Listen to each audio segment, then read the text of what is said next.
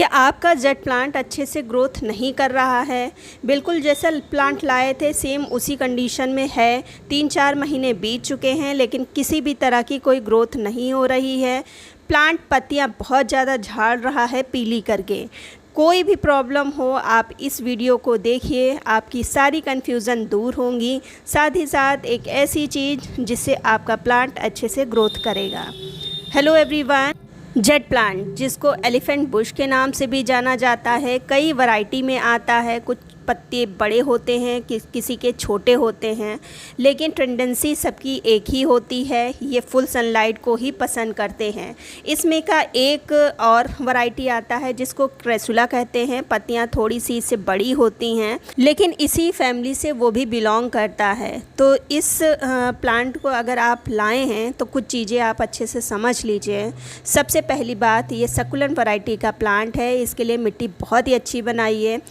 Well drain मिट्टी होनी चाहिए, उसमें सैंड की मात्रा अच्छी खासी होनी चाहिए। आप उसमें फर्टिलाइज़र की मात्रा भले कम कर दें लेकिन उसमें सैंड की मात्रा अच्छी खासी रखिए, क्योंकि अगर सैंड की मात्रा अच्छी नहीं होगी, मिट्टी चिकनी होगी, तो फिर बरसात में और सर्दियों में प्लांट आपका मर जाएगा। गर्मियों में चल जाएगा लेकिन इन दोनों सीज़न में प्लांट आपका अच्छे से सर्वाइव नहीं कर पाएगा। दूसरी चीज़ है, इन प्लांट्स को हमेशा छोटे ही पॉट में लगाइए।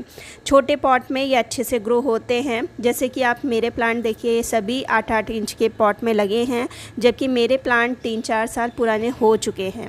तीसरा, जब भी आप प्लांट लाइए इस पे पानी का विशेष ध्यान रखिए। जब मिट्टी अच्छे से सूख जाए तभी आपको दोबारा पानी देना है। ओवर वाटरिंग इस प्लांट पर बिल्कुल भी ना करिए।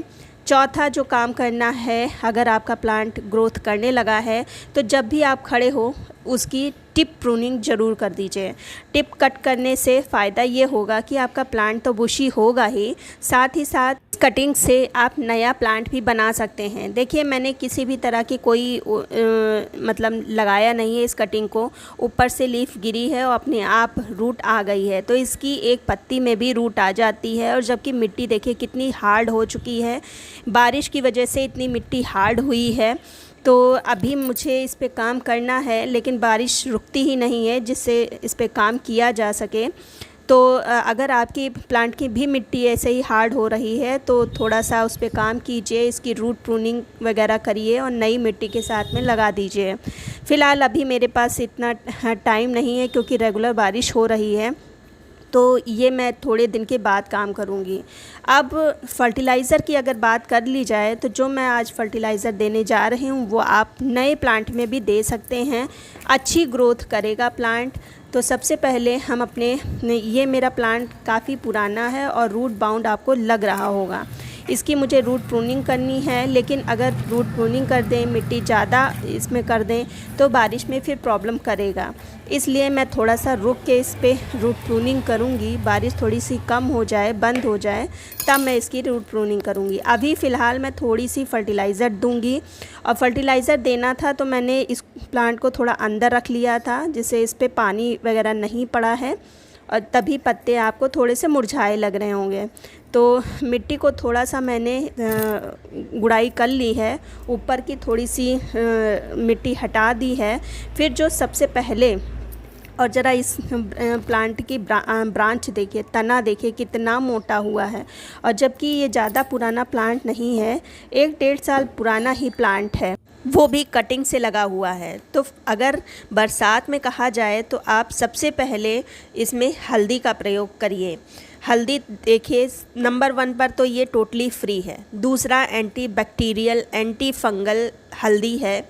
अगर आपके प्लांट की मिट्टी में कीड़े लग जाते हैं या चींटियाँ लग जाती है, जो कि अक्सर बरसात में होती रहती हैं, तो उससे प्लांट को बचाता है। सबसे पहले तो आप अपने प्लांट को बचाने की बरसात में कोशिश करिए। मिट्टी में एंटी फंगल चीज़ें डालिए। अगर हल्दी नहीं है तो फंगीसाइड का प्रयोग करिए।